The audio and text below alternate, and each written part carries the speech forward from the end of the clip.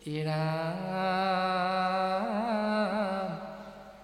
শোক নিগদতি শুনা পৰীক্ষিত ৰায় যি কথা কহিলো তাৰ লৈও অভিপ্ৰায়। ইতিমধ্যে মই তোমাৰ আগত যিখিনি কথা ক'লো তাৰ অভিপ্ৰায় তুমি বুজিবলৈ চেষ্টা কৰাকে পৰীক্ষিত। ৰাম মহাৰাজা সব যশ কৰিয়া প্ৰখ্যাত গৈল পৰলোক তাক শুনিলা সাক্ষাৎ। ই কথা শুনিবে যাৰ আছে মহাভাগ মিলিবে মনত তাৰ পৰম বৈৰাগ। বিষয় সাৰৱাক জানিবে কচিতে কহিলো ধৰণী গীতা এহিহে নিমিত্তে। এই ধৰণী গীতাৰ কথাখিনি তোমাক মই সেইকাৰণেই ক'ব বিচাৰিলোঁ হে ৰাজন পৰীক্ষিত, যে তুমি নাভাবিবা কিন্তু তুমি ভাবিছিলা। কি ভাবিছিলা? তুমি এটা ভুল কাম কৰিলা। কি ভুল কৰিলা? অৰণ্যৰ মাজত মৃগয়া কৰিবলৈ গৈ তৃষ্ণাতুৰ হৈ প্ৰজাসকলৰ পৰা মন্ত্ৰী সেনাপতিসকলৰ পৰা আঁতৰত গৈ অকলশৰীয়া হৈ তুমি এদিন শ্ৰমিক মুনিৰ আশ্ৰমত উপস্থিত হ'লা। ভোকে লঘোণে পিয়াহত আতুৰ হৈ আৰু ধ্যানমগ্ন শ্ৰমিক মুনিক তুমি পানী বিচাৰিলা আৰু ধ্যানমগ্ন মুনিয়ে তোমাক উত্তৰ নিদিলে পানী দিম নে নিদিম। সেয়েহেতু ৰাজা অতি ক্ৰোধ উপজিলা আৰু সেইকাৰণে তোমাৰ অতি অহংকাৰ হ'ল, খং উঠিল যে তুমি ৰজা আৰু ৰজা হোৱাৰ বাবে তোমাৰ আশ্ৰিত তোমাৰ ৰাজ্যত থকা প্ৰজাস্বৰূপ এই মুনিয়ে তোমাক পানী অকণ নিদিলে তাতেই তোমাৰ খং উঠিল আৰু খং উঠি তুমি ওচৰতে পৰি থকা এটি মৃত সৰ্প সেই মুনিক অপমান কৰিবৰ বাবে গলত তুমি মেৰিয়াই দিলা আৰু তাতেই ক্ষুণ্ণ হৈ সেই শ্ৰমিক মুনিৰ পুত্ৰ শৃংগী মুনিয়েও তোমাক অভিশাপ দিলে। 7 দিন 7 ৰাতিৰ ভিতৰত তক্ষক নামৰ কালসৰ্পই তোমাক দংশন কৰিব আৰু তোমাৰ সম্বিত ঘূৰি আহিল যে মৃত্যু পথৰ প্ৰতীক এটি জীৱই প্ৰকৃততে কি কৰাটো উচিত। ৰাজন তুমি চিন্তা নকৰিবা। এই বুলি শুকগুৰুৱে পৰীক্ষিত ৰাজাক ক'লে যে সংসাৰত 3টি পথ আছে। এই 3টি পথৰ নাম প্ৰকাশ কৰিলে জ্ঞান মাৰ্গ, কৰ্ম মাৰ্গ আৰু ভক্তি মাৰ্গ।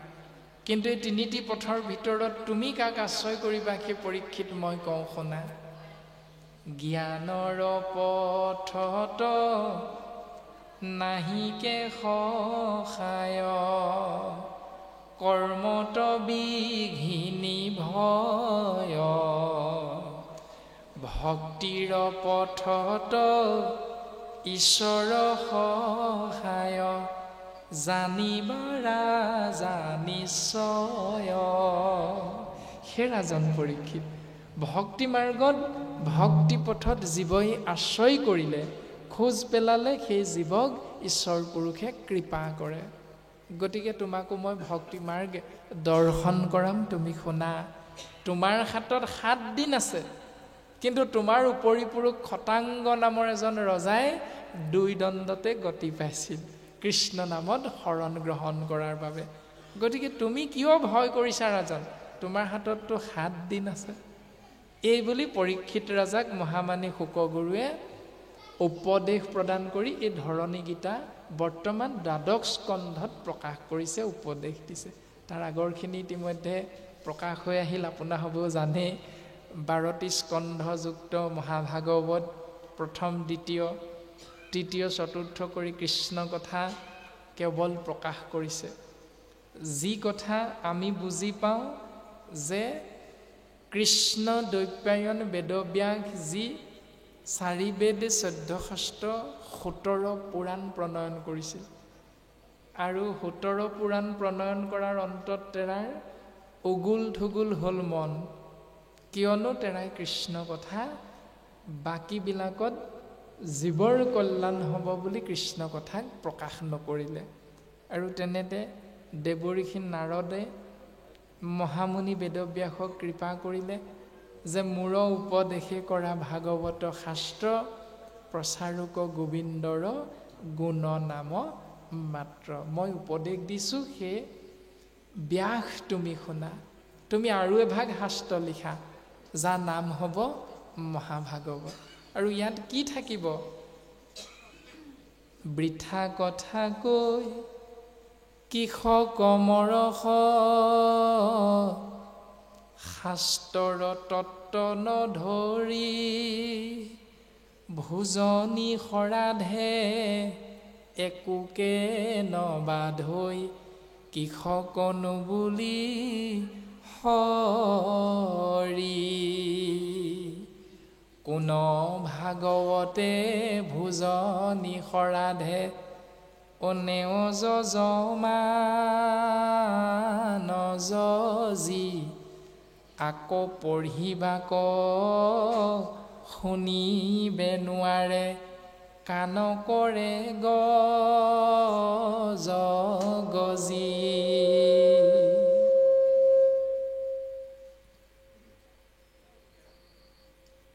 ভাগৱতৰ কোন পদচন্দ, ছবিচন্দ, দুলৰি, লেছাৰী, জোনা ক'ত ক'লে শ্ৰাদ্ধ পিণ্ড ভোজনী যাগ যজ্ঞ পূজা পাতল দান দক্ষিণা দিলে জীৱৰ কল্যাণ হ'ব, ছমহীয়া বছৰিকীয়া পাতিলে জীৱৰ কল্যাণ হ'ব? কোন শাৰী পদে ক'লে? 12টি স্কন্ধত এশাৰী পদেও ক'তো কোৱা নাই।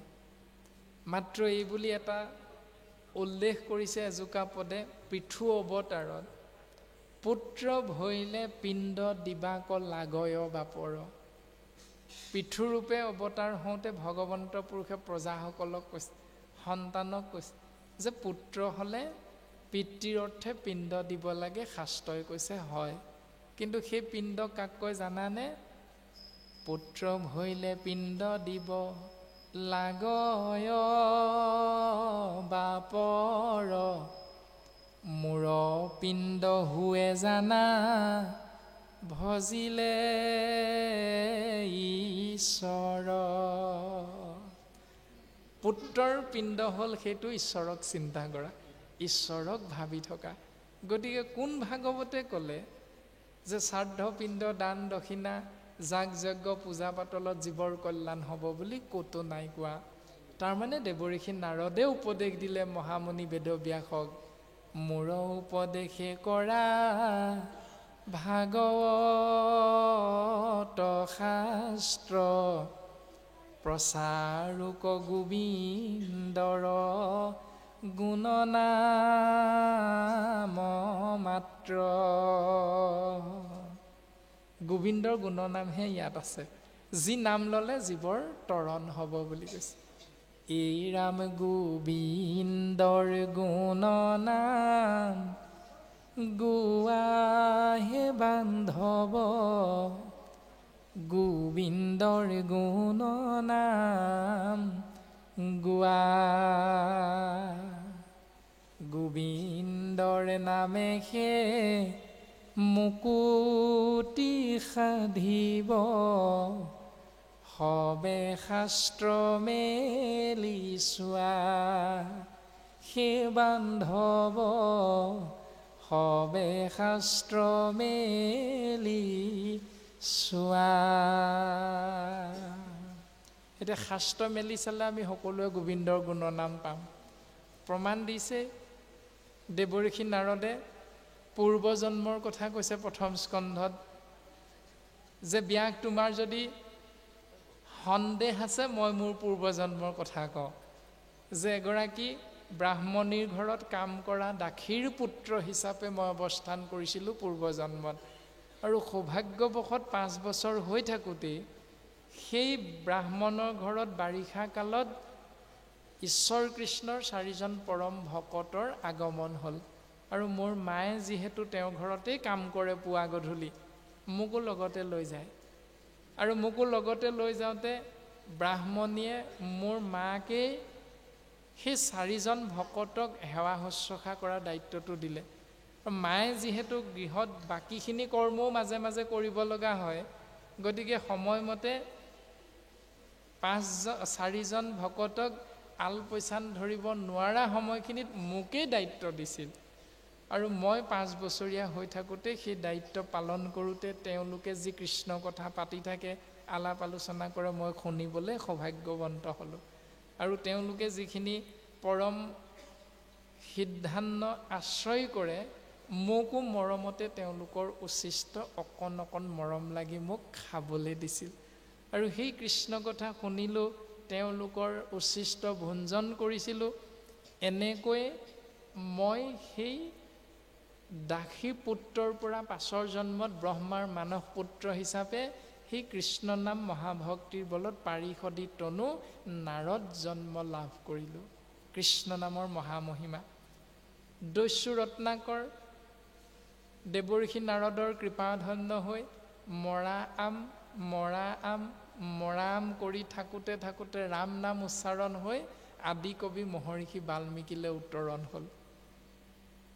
এনেধৰণে অজামিলে মৃত্যুৰ প্ৰাক মুহূৰ্তত কনিষ্ঠ পুত্ৰ নাৰায়ণক স্মৰণ কৰি এই সংসাৰৰ পৰা পৰম গতি লাভ কৰিলে। গতিকে ভাগৱতে কেৱল ৰাম নাম মহাবস্তুৰ কথাহে কৈ আছে। ইয়াত বাকীখিনি কথা নিলিখিবৰ বাবে দেৱৰ্ষি নাৰদে ব্যাসদেৱক উপদেশ দিছে। গতিকে আমিও ভাগৱত পঢ়ি, ভাগৱত শুনি বাকীখিনি কথাক আমি গুৰুত্ব দিব নালাগে। আমি যিমান পাৰোঁ কেৱল কৃষ্ণ নাম, ৰাম নাম, হৰি নাম, বিষ্ণু নামত জীৱৰ কল্যাণ, এই পৰম সত্যটোক অনুধাৱন কৰিবলৈ আমি চেষ্টা কৰিব লাগিব। ইয়াৰ পাছত আছে পৰমাৰ্থ নিৰ্ণয়। পৰমাৰ্থ নিৰ্ণয় ব্যৱস্থাটো আমি এনেধৰণেই আংশিক মাত্ৰ আভাস এটা দিয়া হৈছে। ৰাম ইখব কথাত যেবে এৰাও অভিলাষ, নহি পৰমাৰ্থ ইটো বচন বিনাশ। যাহাক শুনিলে শুৱে কৃষ্ণত ভকতি, কহু পৰমাৰ্থ কথা শুনিও নৃপতি। ওপৰত কৈ অহা সমস্তখিনি কথা তুমি মনৰ পৰা এৰি দিয়া। আৰু মনৰ পৰা এৰি কেৱল তুমি পৰমাৰ্থিক তত্ত্ব বিষয়ক কথাখিনি আশ্ৰয় কৰিবৰ বাবে চিন্তা কৰা। যাক শুনিলে কৃষ্ণত ভকতি হ'ব, সেই পৰম সত্য তোমাক মই এতিয়া প্ৰকাশ কৰিবলৈ আগবাঢ়িব বিচাৰিছোঁ। সেই ৰাজন তুমি সাৱধান হোৱা। ৰাম একান্ত ভকত সবে, আতি প্ৰীতি ভাৱে, উত্তম শ্লোকৰ গুণ যশোদা গাৱে।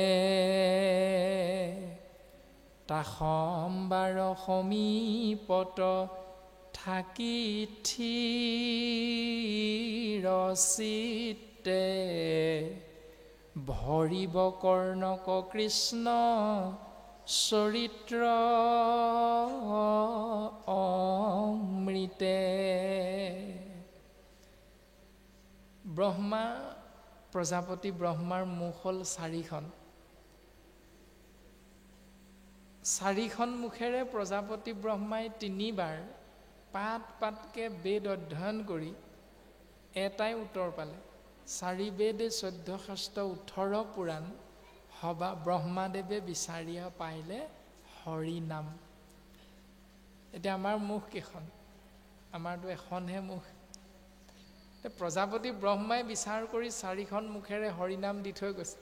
নামঘোষা শাস্ত্ৰত মাধৱ পুৰুষজনাই লিখিয়ে থৈছে, 4 বেদৰ 4 অক্ষৰ, হাড় কাঢ়ি আনি ব্ৰহ্মাদেৱে বেকত কৰিয়া থৈলা নাৰায়ণ বাণী। সেহি নাৰায়ণ নাম লৈয়া শুদ্ধ কৰোঁ আমি চিত্ত কায়া। হৰি সন্তোষৰ কাৰণ আন নাজানে। ঈশ্বৰক সন্তোষ কৰিব পৰা দ্বিতীয়টা কৰ্ম নাই বুলি কৈছে। একমাত্ৰ তেওঁৰে গুঞ্জক শ্ৰৱণ কৰা আৰু কীৰ্তন কৰা, এয়াহে উত্তম মাৰ্গ বুলি শাস্ত্ৰই সিদ্ধান্ত দিছে। কিন্তু ব্ৰহ্মাৰ নিচিনাকৈ আমাৰো 4খন মুখ আছে। আমাৰ 4খন মুখ কোন কেইখন? 1 নম্বৰতে হ'ল মন, 2 নম্বৰতে হ'ল বাক্য, 3 নম্বৰতে হ'ল এই মুখখন, 4 নম্বৰতে হ'ল কৰ্ণ মানে কাণখন। আমাৰো ব্ৰহ্মাৰ দৰে 4খন মুখ আছে। বাক্য, কৰ্ণ, মন, মুখ এক কৰি লোৱা হৰি নাম বুলি কৈছে। এই 4খন মুখেৰে কেৱল কৃষ্ণ নাম লোৱা। এতিয়া কাণেৰে আমি কৃষ্ণ নাম শুনো, জীৱৰ কল্যাণ হয়। এই মুখখনেৰে যিখিনি আহাৰ খাওঁ সেইখিনিয়ে পচা শৰীৰটোৰ বাবেহে কামত আহে। এই শৰীৰটো আমি যিখিনি আহাৰ খাওঁ, যিমান দিন জীয়াই থাকিব, এই শৰীৰত অৱস্থান হৈ থকা সেই জীৱ আত্মাই সেই আহাৰৰ পৰা তৰি যাব নোৱাৰে। কিন্তু জীৱ আত্মা তৰিব কেৱল কৰ্ণহন্তে পান কৰা কৰ্ণ পথে ভকতৰ হিয়াত প্ৰৱেশে হৰি। কৰ্ণ পথেৰে ভকতৰ হিয়াত ভগৱন্ত প্ৰকাশমান হয়, প্ৰৱেশ হয় বুলি কৈছে। আৰু যেতিয়া হৃদয়ত প্ৰৱেশ হয়, তেতিয়া হৃদয়ৰ পৰা অসূয়া অপ্ৰীতি অন্যায় সমস্তখিনি পলাই পত্ৰং দিয়ে বুলি শাস্ত্ৰই সিদ্ধান্ত দিছে। কেনেকৈ? যেহেন শৰতকালে জলৰ যতেক মল স্বভাৱতে নিৰ্মল কৰয়। এতিয়া আমি আবেলি হয়তো 4মান বজাৰ পৰা শুনি আছোঁ কৃষ্ণ কথা কাণেৰে। এতিয়া আমাৰ হৃদয়ত প্ৰৱেশ কৰিছে হয়তো, কিন্তু অন্যায় অসূয়া অপ্ৰীতিবিলাক পলাই পত্ৰং দিছে নাই, এইটো আকৌ আমি নিজে নিজেহে বুজি পাম। এইটো আমি প্ৰত্যেকে নিজে নিজে বুজি পাম কেতিয়া? কালিলৈ যেতিয়া ৰাতিপুৱা শুই উঠি আমি যিখিনি কৰ্ম কৰিম, সেই কৰ্মখিনিত আজিৰ বিশ্লেষণটো আমি কৰি চালে উত্তৰ পাম যে আমাৰ হৃদয়ৰ পৰা কৃষ্ণ নাম শুনি অন্যায় অসূয়া অপ্ৰীতিবিলাক আঁতৰি গৈছে নে নাই যোৱা। দ্বিতীয়তে সিদ্ধান্ত দিলে, একান্ত ভকত সবে আতি প্ৰীতিভাৱে উত্তম শ্লোকৰ গুণ য সদা গাৱে, তাসম্বাৰ সমীপত থাকি থিৰ চিত্তে ভৰিব কৰ্ণক কৃষ্ণ চৰিত্ৰ অমৃতে। এতিয়া ভগৱন্ত ক'ত থাকে? একান্ত ভকতৰ সংগত। মাধৱ গুৰুজনাই নামঘোষাত কৈছে, শংকৰ গুৰুজনাই কীৰ্তন গ্ৰন্থত কৈছে, ভগৱন্ত পুৰুষে দেৱঋষি নাৰদক কৈছে। দেৱঋষি নাৰদে সুধিছে, প্ৰভু তুমি ক'ত থাকা? মত্তৰ ভকতে বৰতাল খোল নেগেৰা শংখ ডবা ঘণ্টা সকলোবিলাক বজাই তোমাকে মাতি থাকে, তোমাক হেনো দেখাই নাই। তুমি ক'ত থাকা ক'ব লাগে, মই গৈ তেওঁলোকক ক'বগৈ লাগিব। তেতিয়া ভগৱন্ত পুৰুষে দেৱঋষি নাৰদক কৈছে, নাহম তিষ্ঠামি বৈকুণ্ঠে যোগিনাং হৃদয় নশ মদ ভক্তা যত্ৰ গায়ন্তী তত্ৰ তিষ্ঠামি নাৰদ। ভগৱন্তই ক'লে দেৱ ভাষা, তেওঁ নিজে বুজিলে কাৰণেহে ক'লে।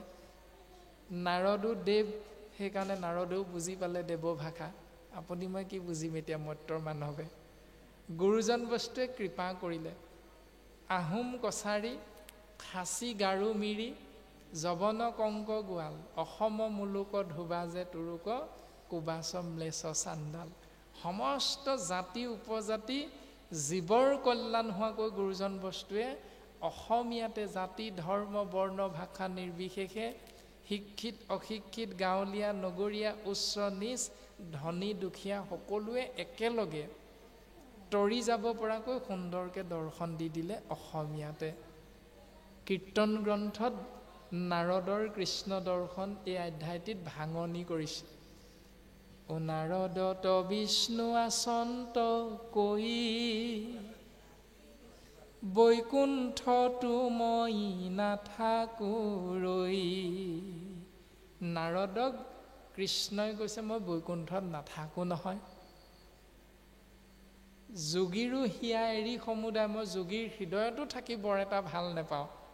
কেতিয়া? যেতিয়া একান্ত ভকতে মোৰ নিৰ্গুণ নাম শ্ৰৱণ কীৰ্তন কৰে, যে থাকোহো ভকতৰ কীৰ্তন চাই।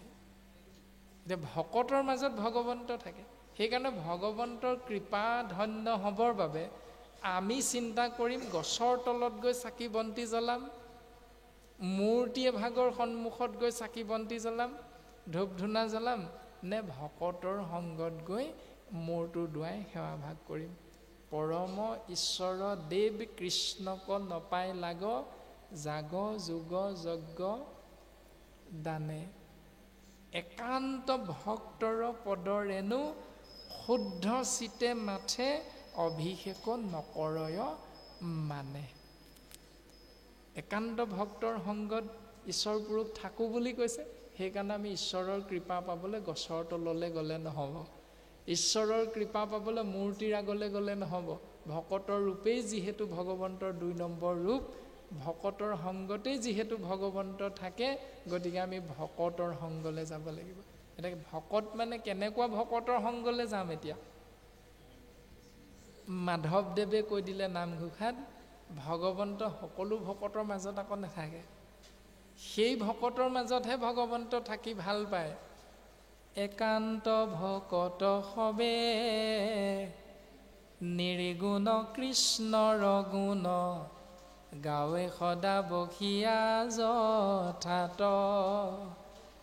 বৈকুণ্ঠকো পৰিহৰি, যোগীৰো হৃদয় এৰি, থাকা হৰি সাক্ষাতে তথাত।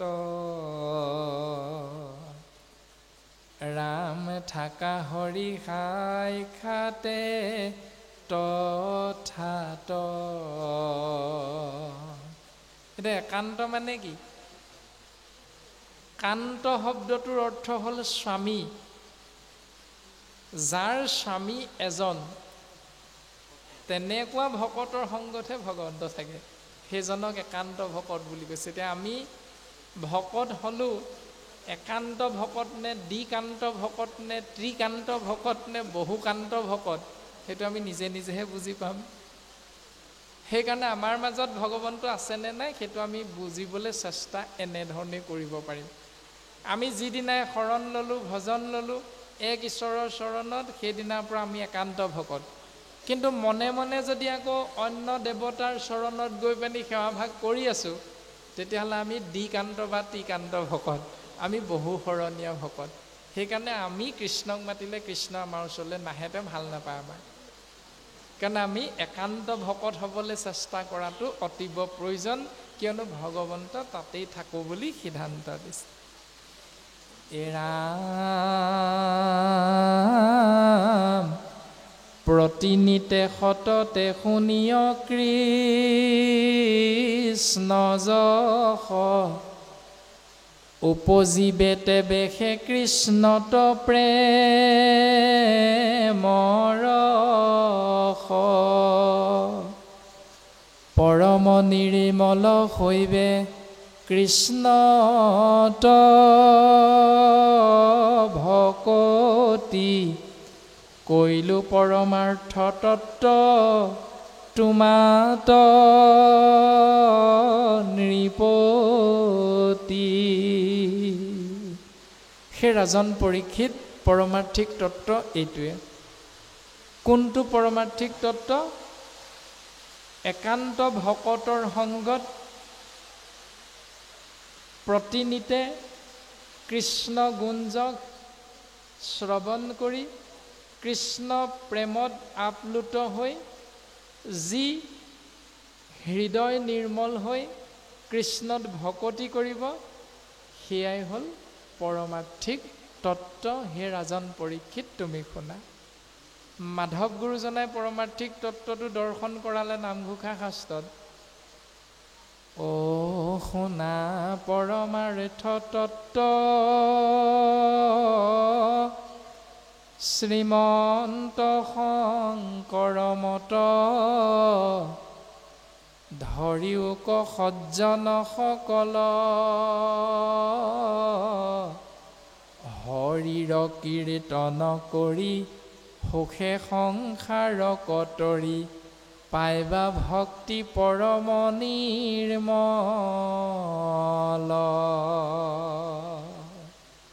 শ্ৰীমন্ত শংকৰদেৱ গুৰুজনাই পৰমাৰ্থিক তত্ত্বটো দৰ্শন কৰাইছে। শংকৰদেৱে আমাক মাধৱদেৱে আমাক চিনাকি কৰি দিছে যে হৰিনাম কীৰ্তন কৰা, শ্ৰৱণ কৰা, সুখে সংসাৰ কতৰা, এয়াই হ'ল পৰমাৰ্থিক তত্ত্ব।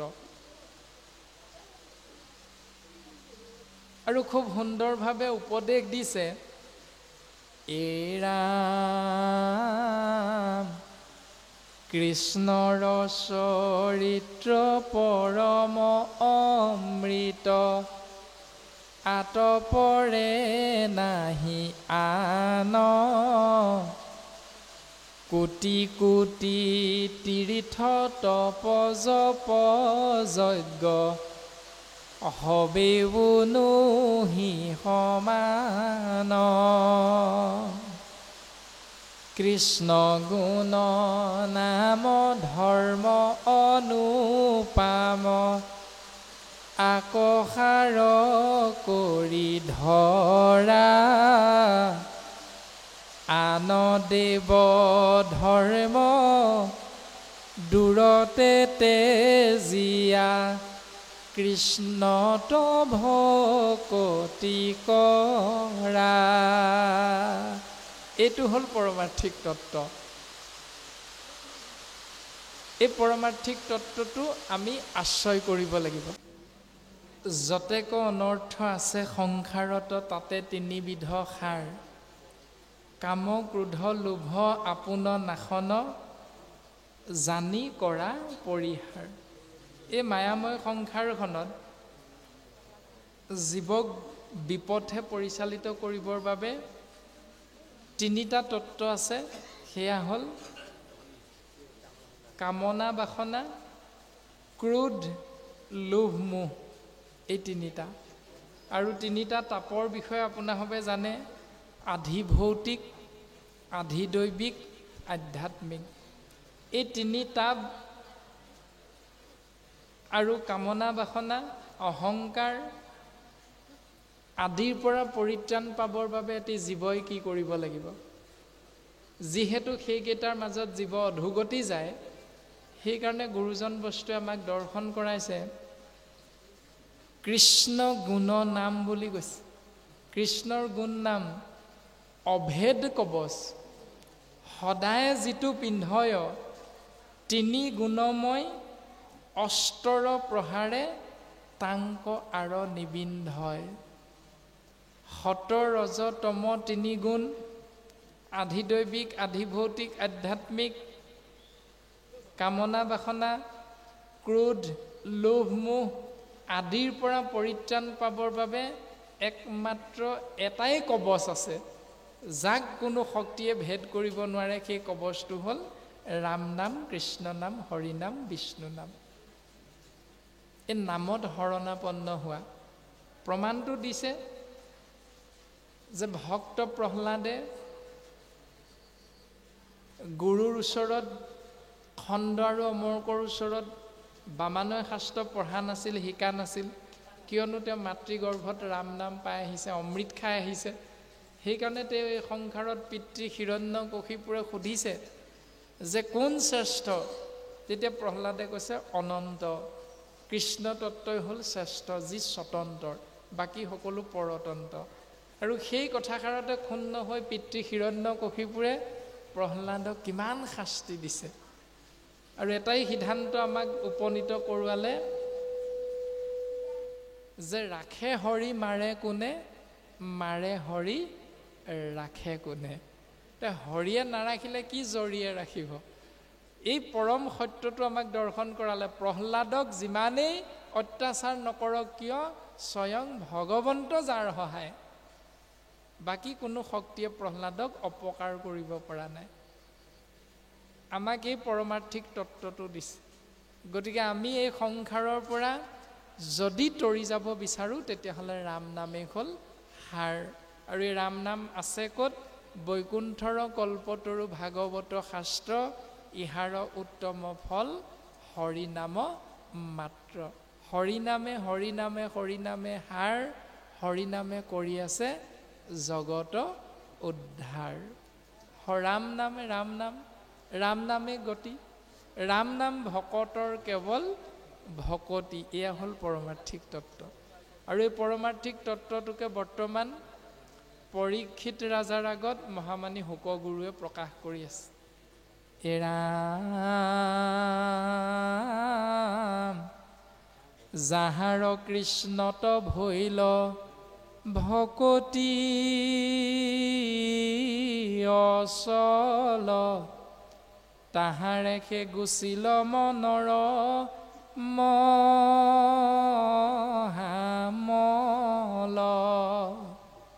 হৃদয়ে দেখিবে সিটো ঈশ্বৰ মূৰ্তিক, পাইবে ক প্ৰসাদ মহা মুখটো অধিক। যি জীৱৰ কৃষ্ণত অচলা ভক্তি হ'ল, তেওঁৰহে মনৰ মহামলটো নাইকিয়া হৈ যায় বুলি কৈছে। বৈকুণ্ঠৰ শাস্ত্ৰ কৃষ্ণ মুখৰ বচন, আৰ কি তত্ত্বক পাই যেই সেইজন। ইয়াৰ তত্ত্ব আমি সকলোৱে লাভ কৰিব নোৱাৰোঁ। শুদ্ধভাৱে লৈলে যিটো কৃষ্ণত হৰণ, ভকতিৰ প্ৰভাৱে নিৰ্মল ভৈল মন। যিজনে শুদ্ধভাৱে কৃষ্ণত শৰণাপন্ন হ'ব, তেওঁ ভক্তিৰ দ্বাৰা মন নিৰ্মল হ'ব, অন্তৰ শুদ্ধ হ'ব। আজি অলপ দিনৰ পৰা 2019-20 বৰ্ষত কৰোণা মহামাৰী হৈছিল, আপোনাৰভাৱে জানে।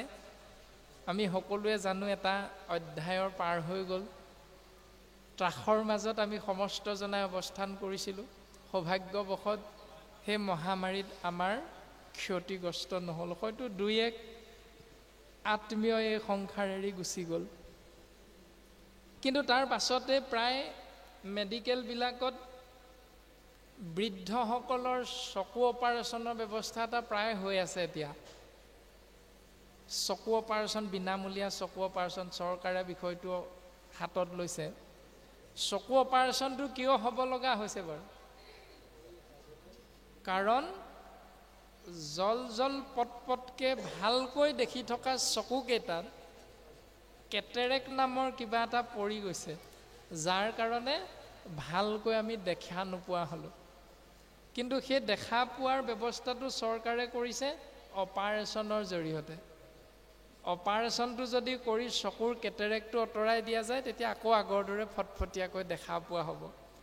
ঠিক তেনেকৈ এটি জীৱই শুদ্ধভাৱে যদি কৃষ্ণত শৰণ ল'ব পাৰে, তেতিয়া প্ৰত্যেকটো বস্তু সুন্দৰভাৱে কৃষ্ণময় দৰ্শন পাব। যিটো কথা উদ্ধৱৰ আগত প্ৰকাশ কৰিছিল, সমস্ত ভূততে ব্যাপী আছো মই হৰি, সবাকো মানিবা বিষ্ণু বুদ্ধি কৰি। ব্ৰাহ্মণৰ চাণ্ডালৰ নিবিচাৰি কুল, দাতাত চুৰত যেন দৃষ্টি একতুল। কুকুৰ শৃগাল গৰ্দৰ ভৰু আত্মা ৰাম, জানিয়া সবাকো পৰি কৰিবা প্ৰণাম। বাপজনাই সুন্দৰভাৱে কৈছে যে ভকত হিচাপে শিৱ ব্ৰহ্মাক সেৱা কৰাটো অপৰাধ আছে নেকি? আমি কোৱা হৈছিল যে মানৱ সেৱাই শ্ৰেষ্ঠ ধৰ্ম। নিজৰ ককাই ভাইৰ লগতে মিল নাই, ব্ৰহ্মাক ক'ত সেৱা কৰিবগৈ ভকত হিচাপে? নিজৰ ভায়েককে মাটি সম্পত্তি ভাগ বিতৰাৰ সময়ত এচাহিও বেছিকৈ নিদিয়ে, আকৌ শিৱক ক'ত আপুনি সেৱা কৰিবগৈ? চিন্তাটো আমি সেই নেদেখা ব্যৱস্থাটোৰ পৰা দেখা ব্যৱস্থাটোলৈ আনিব লাগিব। কাৰণ হৃদয়ৰ মাজত ভগৱন্ত পৰম ব্ৰহ্ম প্ৰত্যেকৰে ঘতে ঘতে প্ৰকাশমান হৈ আছে। নাৰায়ণ কাহে ভকতি কৰোঁ তেৰা, হে প্ৰভু নাৰায়ণ, তোমাক কেনেকৈ সেৱা কৰিম বুজিয়ে পোৱা নাই। যত জীৱ জংগম কীট পতংগম, অগ নগ জগত তেৰি কায়া। তোমাৰেই কায়া, তোমাৰেই ৰূপ প্ৰভু। তোমাৰ ৰূপ হোৱাৰ পাছতো মোৰ ঘৰলৈ অহা অতিথিজনক এইটো সদায় সদায় কেলৈ আহে জানো? আপোনাৰ মোৰ ভাৱনা হ'ল সেইটো। আৰু আপুনি মই বিচাৰিছোঁ শিৱক সেৱা কৰাটো, আপুনি মই বিচাৰিছোঁ ব্ৰহ্মাক পূজা কৰাটো, আপুনি মই বিচাৰিছোঁ লক্ষ্মীক পূজা কৰাটো। সম্ভৱনে? চিন্তা আমি নিজে কৰাটো অতীৱ প্ৰয়োজন। শাস্ত্ৰই তাকেই কৈ আছে যে বিশেষত মনুষ্য গণত যিটো নৰে বিষ্ণু বুদ্ধি কৰি সৰ্বদায়ে মান্য কৰে। কেৰা জীৱ, এই তুমি নেদেখাজনৰ ওচৰলৈ যোৱাৰ আগতে দেখাজনক বিষ্ণু জ্ঞান কৰিবলৈ শিকা। তোমাৰ ঘৰৰ কাষৰজনক তুমি শ্ৰদ্ধা কৰিবলৈ শিকা। গাঁৱত থকা নিজৰ পিতৃ মাতৃক শ্ৰদ্ধা ভক্তি কৰাৰ লগে লগে গাঁৱত থকা বাকী 20জন 30জন তোমাৰ দেউতাৰ সমবয়সীয়া ব্যক্তিক তুমি শ্ৰদ্ধা কৰিবলৈ শিকা, সন্মান কৰিবলৈ শিকা। এইটোকে আপুনি মই আজিলৈকে শিকা নাই, তাৰ পাছত আমি নেদেখাজনক কেনেকৈ সেৱা কৰিম সেইটো চিন্তা কৰাটো অতীৱ প্ৰয়োজন। গতিকে আমি এনেকৈ মাত্ৰ সেৱাহে নিবেদন কৰা হৈছে। যাহাৰ কৃষ্ণত ভৈল ভকতি অচল, তাহাৰেহে গুচিল মনৰ মহাবল। হৃদয়ে দেখিবে সিটো ঈশ্বৰৰ মূৰ্তিক, পাইবেক প্ৰসাদ মহা মুখ্যটো অধিক। গুৰুজন বস্তুৱে কৈছে, ভাই মুখে বোলা ৰাম, হৃদয়ে ধৰা ৰূপ, এতেকে মুকুতি পাইবা কহিলো স্বৰূপ। মূৰ্তি এভাগ আনি তুমি সজাই লোৱা, ধূপ ধূনা জ্বলোৱা, হাজাৰ হাজাৰ টকা খৰচ কৰি মুক্তি নাপাবও পাৰা। গেৰাণ্টি দিয়া নাই মুক্তি পাবা বুলি, মোক্ষ প্ৰাপ্তি হ'ব বুলি। সদায় গুৰু সেৱা কৰি থাকা। যদি তুমি নামটো লৈছা, হৃদয়ত যদি তুমি বেলেগৰ চিন্তা কৰি আছা, তেতিয়াহ'লে নহ'ব। শাস্ত্ৰই কৈছে কায় বাক্য মন কৰি লোৱা হৰি নাম। কায় বাক্য মন চিত, মুখেৰে যদি কৃষ্ণ বুলি কৈছা, সেই কৃষ্ণ শব্দৰ ৰূপৰ গৰাকীক হৃদয়ত তুমি ধাৰণ কৰা। আৰু ধাৰণ কৰি থকা অৱস্থাত তুমি ধুতি পঞ্জাবী পিন্ধি আছা, লং পেণ্ট চাৰ্ট পিন্ধি আছা, তুমি পথাৰত ধান কাটি আছা, তুমি ডাঙৰি কঢ়িয়াই আছা, হাল বাই আছা, তুমি অফিচলৈ চাইকেলখন চলাই গৈ আছা, য'তেই নাথাকা তুমি যদি মুখেৰে কৃষ্ণ নাম ৰাম নাম আশ্ৰয় কৰি থাকোঁতে সেই ৰূপটো তুমি হৃদয়ত ধাৰণ কৰি আছা, সেই অৱস্থাত তুমি য'তেই নাথাকা যদি পৰলোকগামী হোৱা জানা নাহি, তথাপি তাহাৰ অকল্যাণ। 5 পইচাও খৰচ নহয়। গুৰুজনাই সুন্দৰ দৰ্শনটো দিছে যে তুমি কৃষ্ণ বুলি কোৱা ৰূপটো হৃদয়ত ধাৰণ কৰা, তোমাৰ যদি পৰলোকগামী হৈছে তোমাৰ কল্যাণ হ'ব। কিন্তু তুমি গোটেই জীৱনটো মূৰ্তি পূজা কৰি আছা, গোটেই জীৱনটো নাম লৈ আছা, নাম তত্ত্বৰ তোমাৰ হৃদয়ত এটাও উপলব্ধি হোৱা নাই, নহ'ব। এৰাম কথাৰ বুজিলা ৰাজা, যেন অভিপ্ৰায়, নাহিকে পৰম গতি ভকতি বিনায়। পুচন্ত শুকত পুনু নৃপে মনে গুণী, চেদিও সংশয় চয় মূৰ মহামুনি।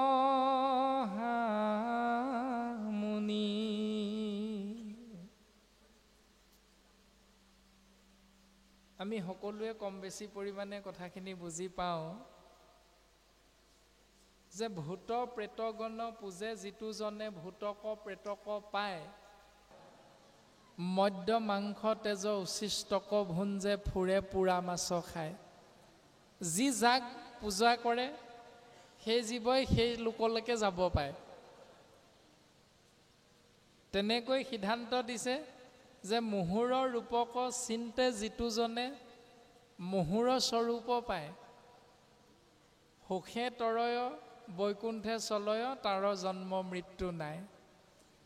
যে যি জীৱই ভূত প্ৰেত পিশাচ অন্য দেৱতাক চিন্তা নকৰি মোক চিন্তা কৰে, তেতিয়াহ'লে সেই জীৱ সুখে তৰিব পাৰে, বৈকুণ্ঠলৈ যাব পাৰে। 5 প্ৰকাৰ সিদ্ধি সৰ্বপ্ৰথমে আমি আলোচনা আগবঢ়োৱা হৈছিল। শালুক্য, সাজুৰ্য, সাৰূপ্য, সামীপ্য আৰু নিৰ্বাণ বা মোক্ষ। যদি ব্ৰহ্মাক চিন্তা কৰোঁ ব্ৰহ্মলোকলৈকে যাব পাৰিম, ব্ৰহ্মা সন্তুষ্ট হ'ব। শিৱক যদি পূজা সেৱা কৰি থাকোঁ শিৱলোকলৈকে যাব পাৰিম, কৈলাশ ধামলৈ। তাৰপাছত ইন্দ্ৰক যদি সেৱা পূজা কৰি থাকোঁ স্বৰ্গলৈকে যাব পাৰিম। এনেধৰণে পিতৃ মাতৃক যদি পূজা সেৱা কৰোঁ ছমহীয়া বছৰিকাৰ মাধ্যমেৰে বছৰে বছৰে, তেতিয়াহ'লে পিতৃ মাতৃ যি লোকত আছে আমি তালৈ যাব পাৰিম। কিন্তু শক্তিমান ঈশ্বৰ কৃষ্ণক যদি সেৱা পূজা কৰা হয় তেতিয়াহ'লে আমি জন্ম মৃত্যুৰ ঊৰ্ধ্বত বৈকুণ্ঠ লোকত পৰমাত্মাত বিলীন হ'ব পাৰিম। কেই কৈ থকা হৈছে এতিয়া বাপজনে কৈছে ছমাহৰ মূৰত কৰিব লাগিবনে নালাগে। আমি কোৱা হৈছে যে হৃদয়ৰ দ্বাৰা ভগৱন্তক চিন্তা কৰিলে তাতেই জীৱৰ কল্যাণ হয়। তো ছমাহলৈকে ৰৈ থাকিব নালাগে যে ছমাহৰ মূৰতহে মই শ্ৰাদ্ধটো কৰিম, এবছৰ মূৰতহে শ্ৰাদ্ধটো কৰিম। বাপে সুধিছে কৰিম নে নকৰিম, সেই কথাটো কোৱা হৈছে। এৰাম হোমে দেৱৰী নোখোজে তৰ্পণে ঋষিৰ বলিদানে ভূত শ্ৰাদ্ধ আদিয়ে পিতৃৰ। হোম যজ্ঞৰ দ্বাৰা দেৱতাৰ ঋণৰ পৰা জীৱ মুক্ত হ'ব পাৰে, তৰ্পণৰ জৰিয়তে ঋষি ঋণৰ পৰা মুক্ত হ'ব পাৰে, বলিদান প্ৰক্ৰিয়াৰে ভূতৰ ঋণৰ পৰা মুক্ত হ'ব পাৰে, শ্ৰাদ্ধ পিণ্ড কৰ্মৰ জৰিয়তে পিতৃ মাতৃৰ ঋণৰ পৰা সন্তান মুক্ত হ'ব পাৰে। এইটোতো শাস্ত্ৰই কৈছে, শুদ্ধ কথা। আমিওতো নহয় বুলি এবাৰো নাই কোৱা, আৰু আলোচনাও চলি আছে এইটো অথনিৰ পৰা। এতিয়া সুহৃদসকলৰ ঋণৰ পৰা কেনেকৈ মুক্ত হ'ম? এই ৰামে সমভাৱে সুহৃদজনৰ সুজে ঋণ এহি ভাৱে ঋণী সদা ভকতি বিহীন। এই পাঁচটা ধাৰ মুক্ত হ'বলৈ পাঁচটা যজ্ঞ নিতৌ কৰি থাকে সেইসকলে যিসকল ভকতিবিহীন। কিন্তু এহিভাৱে ঋণী সদা ভকতিবিহীন। ভকতিবিহীনসকল সদায় ধাৰত পোত খাই থাকিব লগা হয়। যিমানেই ছমাহৰ মূৰত ছমহীয়া নকৰক, বছৰেকৰ মূৰত বছৰেকীয়া নকৰক, কৰি থাকিলেও ধাৰত পোত খাই থাকিবই লাগে, মুক্ত হ'ব নোৱাৰে। এইটো কৰ্মবন্ধন। কিন্তু মুক্ত হ'ব কেনেকৈ পাৰিম? এতিয়া সিদ্ধান্ত দি দিলে, কায় বাক্য মন কৰি নিশ্চয়ে যিজন মুকুন্দৰ চৰণত পখিল শৰণ। কায় বাক্য মন চিত সুদৃঢ় বিশ্বাসে যিজন এশৰণীয়া হ'ল, তাৰ ঋণ খোজা সবে গৈল সমস্তৰ নকৰি ঋণী আৰ নহি সিটো নৰ। পাঁচটা যজ্ঞ এটাও নকৰাকৈও তেওঁৰ ধাৰৰ পৰা মুক্ত কোনজন? যিজনে সদায় গুৰু সেৱা কৰি থাকে। তেওঁ ছমাহত ছমহীয়া কোনো দৰকাৰ নাই, কাৰণ তেওঁ সদায় ঈশ্বৰক চিন্তা কৰি আছে। সেইকাৰণে তেওঁলোকে সেইবিলাক পাঁচটা ধাৰ কৰ্মবন্ধনৰ পৰা মুক্ত হ'বলৈ নিতৌ পাঁচটা কৰ্ম নকৰাকৈও ভক্তিপৰায়ণজন অনায়াসে মুক্ত হৈ থাকিব পাৰে। এই সিদ্ধান্তটো শাস্ত্ৰই দিলে। এতিয়া আমি কৰিম নকৰিম চিন্তা আপোনালোকৰ নিজৰ নিজৰ। প্ৰাণজিৎ নামৰ শৰীৰটোৱে শিৱসাগৰৰ পৰা আহি এইটো নাই কোৱা যে আপোনালোকে এইটো নকৰিব, সেইটো আমি নকওঁ। শাস্ত্ৰই যিটো কৈছে আমি তাকহে কোৱা হৈছে। কৰা নকৰাটো আপোনাৰ মোৰ প্ৰত্যেকৰে নিজৰ নিজৰ চিন্তা। কোনটো কৰোঁ কোনটো নকৰোঁ জানি বুজি লৈ এৰিবলৈ কোৱাখিনি পাৰিলে এৰিব লাগে, আৰু যদি এৰিব নোৱাৰোঁ তেতিয়াহ'লে শাস্ত্ৰই আমাক গালিও পাৰি আছে মাজে মাজে। আপোনাৰ সবে জানে, যিজনে মুখ পদ্মখন্তে জিভাৰ জৰিয়তে কৃষ্ণ কথা আশ্ৰয় নকৰে, সেই জিভাখন সহিতে সেই ব্যক্তিজনক শাস্ত্ৰই ককৰ্থনা কৰিছে ভেকুলীৰ জিভা বুলি। আপোনাৰভাৱে জানে, দ্বিতীয় স্কন্ধত খুব সুন্দৰভাৱে ভাগৱত ধৰ্মত কথাখিনি প্ৰকাশ কৰি থৈ আহিছে যে যাৰ জিভাই কৃষ্ণ কথা নকয়, বেংগৰ জিভা ভৈল তাৰ বুলি কৈছে। তাৰ জিভা ভৈলসিটো বেংগৰ সমান। সেই জিভাখন ভেকুলীৰ জিভা বুলি কৈছে। এতিয়া ভেকুলীৰ জিভাখন কেনেকুৱা? বিদ্যালয়ত নাম লগাওঁতে পাঠ্যপুথিত পদ্য এটা আপোনালোকে পঢ়িছিলে, আমিও পঢ়িছিলোঁ, এতিয়া আছে নাই কিন্তু নাজানো। অ ফুল নুফুল কিয়, গৰুৱে যে আগ খাই মই নুফুলিম কিয়। অ গৰখীয়া গৰু নৰখ কিয়, বোলে ৰান্ধনীয়ে যে ভাত নিদিয়ে মইনো ৰখিম কিয়। অ ৰান্ধনী ভাত নিদিয় কিয়, খৰি কটীয়াই যে খৰি নিদিয়ে মইনো ভাত দিম কিয়। আদি ধৰণে পদ্যটো গৈ গৈ শেষত কি বুলি কৈছে যে অ মেঘ বৰষুণ দিয় কিয়, বোলে ভেকুলীয়ে যে তুৰ তুৰাই মইনো নিদিম কিয়। বোলে অ ভেকুলী তুৰ তুৰাই থাক কিয়। ভেকুলীয়ে উত্তৰটো কি দিলে, বোপা ককাৰ হস্তু মইনো এৰিম কিয়। তাৰমানে একাদশ স্কন্ধত কৈছে কতো মন্দ মতি শাস্ত্ৰ নকৰে বিচাৰ, কৰৈ কুল ধৰ্ম পূৰ্বপুৰুষ আচাৰ। সেই ভেকুলীয়ে যে ক'লে পূৰ্বৰ পৰম্পৰাটো মই কেলে এৰি দিম। তাৰমানে আমাকো শাস্ত্ৰই মন্দমতি বুলি কৈছে, মহামূৰ্খ বুলি কৈছে, যদি আমি পৰম্পৰাটো বাছ বিচাৰ নকৰাকৈ কৰি আছোঁ। আমাৰ পৰম্পৰা কি, ছমহীয়া বছৰিকীয়া নি নহয়। মাধৱ গুৰুজনাই কৈ দিছে, শংকৰ গুৰুজনাই সুন্দৰভাৱে দৰ্শনটো আমাক দিছে। অ আদি সত্য যুগে শুদ্ধ ধৰ্ম, আছিল একমাত্ৰ হৰিনাম। দেৱ সবে গুপ্ত কৰিলে, কৰি কপট, হেন হৰিনাম ব্যক্ত কৰি সমস্ত লোকক উদ্ধাৰিলা। শ্ৰীমন্ত শংকৰে ভাঙিলা সবাৰ পট। সত্য ত্ৰেতা দাপৰ কলি চাৰিটা যুগ। এই চাৰিটা যুগত পৰম্পৰা কি, পূজা নেকি। দাপৰ যুগত পূজা, বৰ্তমান পৰমাৰ্থিক নিৰ্ণয়ত যুগ ধৰ্মটো প্ৰকাশ কৰি আছে। আৰু নামঘোষা শাস্ত্ৰত আপোনাসবে পাইছে যুগ ধৰ্ম নিৰ্ণয়। অমিনতি বচন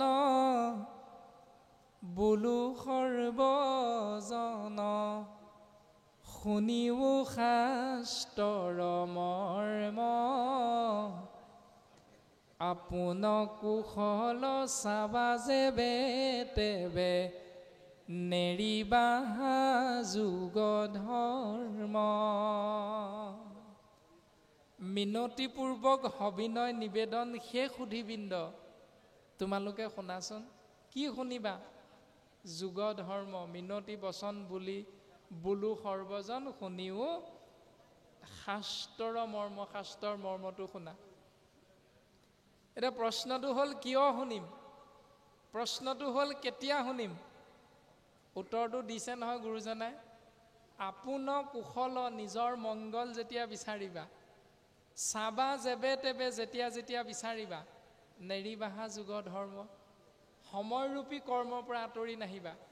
এতিয়া সময়ৰূপী কৰ্ম কি, আপোনাৰ মোৰ সন্তানটোৰ জ্বৰ হ'ল, জ্বৰ হোৱাৰ লগে লগে আমি নামঘৰলৈ নিম নে ডাক্তৰৰ ওচৰলৈ নিম।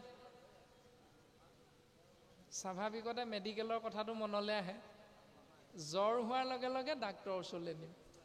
এতিয়া ডাক্তৰে কি কৰে, বোলে কি হৈছে, জ্বৰ হৈছে, কেইদিন হ'ল, বোলে 3 দিন। 3 দিন জ্বৰ হ'ল, ইমান দিনে মোৰ ওচৰলৈ অনা নাই। বাৰু যি হ'ল হ'ল, মই লিখি দিছোঁ এইকেইটা দৰৱ খুৱাব। প্ৰেছক্ৰিপশ্যনখনত সুন্দৰভাৱে দৰৱৰ তালিকা এখন দিয়ে আৰু লিখি দিয়ে সুন্দৰভাৱে, ৰাতিপুৱা বাঢ়ি পেটতে এইটো খুৱাব, তাৰপাছত কিবা এমুঠি খুৱাই এইটো খুৱাব, তাৰপাছতে ৰাতি আকৌ কিবা এমুঠি আহাৰ খোৱাৰ পাছত এইটো দৰৱ খুৱাব।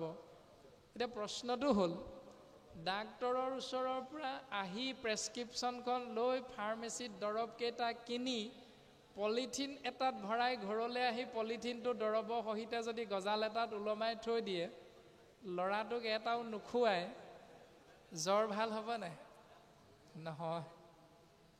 শাস্ত্ৰভাগ পালোঁ, এদিনো নপঢ়িলোঁ, আসনতে থৈ দিলোঁ, জ্ঞান লাভ হ'ব নেকি? নহয়।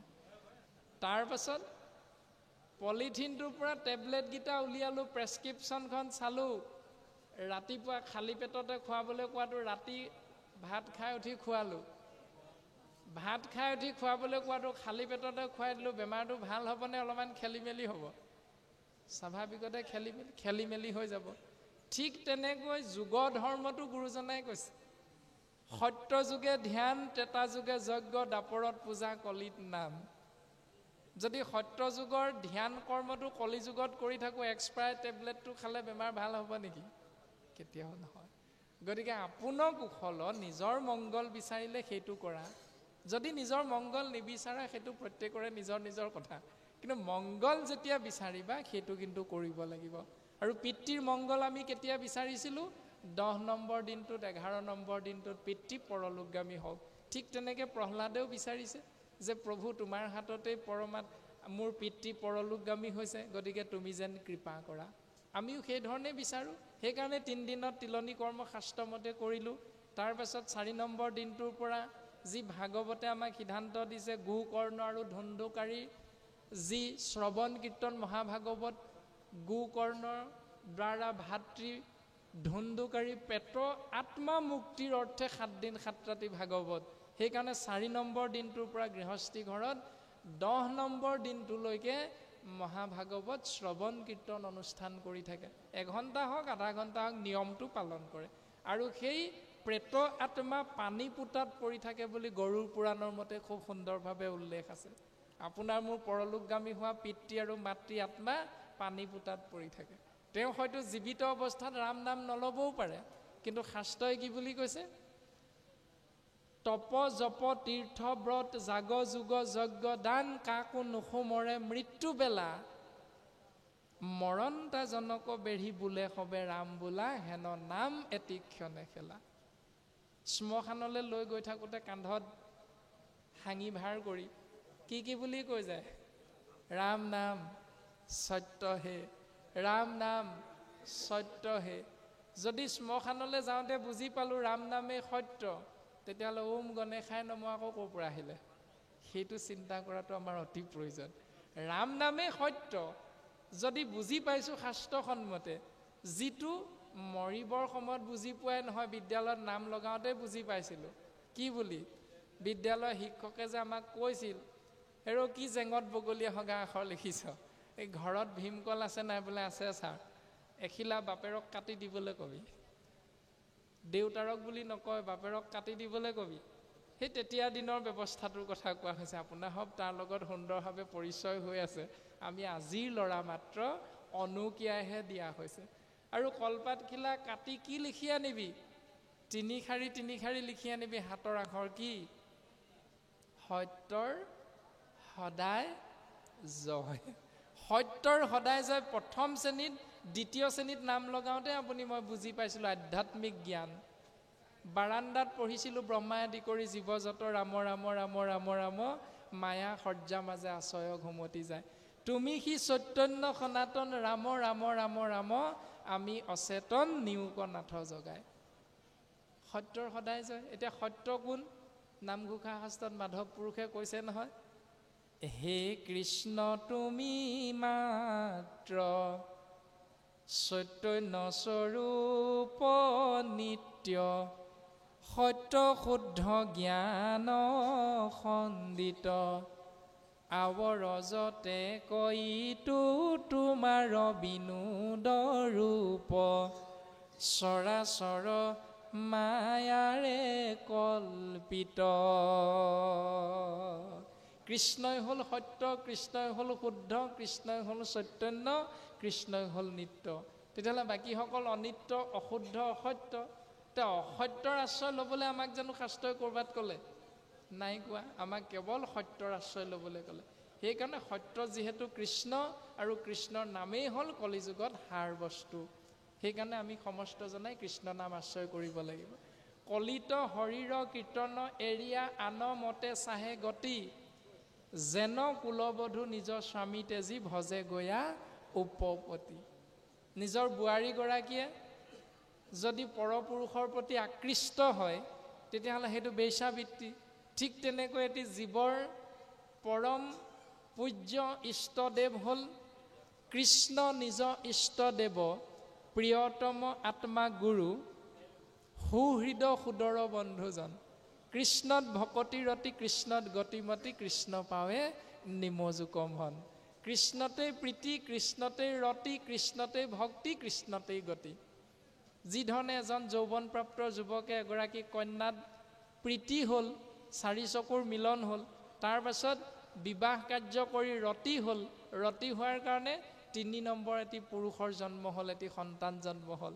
সেই কন্যাগৰাকীৰ লগত বাপজনৰ যিধৰণে প্ৰীতি, ৰতি, ভক্তি, গতি, প্ৰত্যেকটো সুখৰ সংসাৰ হয়, দুইজনৰ মাজত মনৰ মিল হ'লে, ঠিক তেনেকৈ জীৱ আত্মাও পৰমাত্মাৰূপী ঈশ্বৰ কৃষ্ণকেই যদি ৰতি, প্ৰীতি, ভক্তি হয় তেতিয়াহ'লে তেওঁৰ গতি নিশ্চিত বুলি শাস্ত্ৰই সিদ্ধান্ত দিছে। কৃষ্ণ।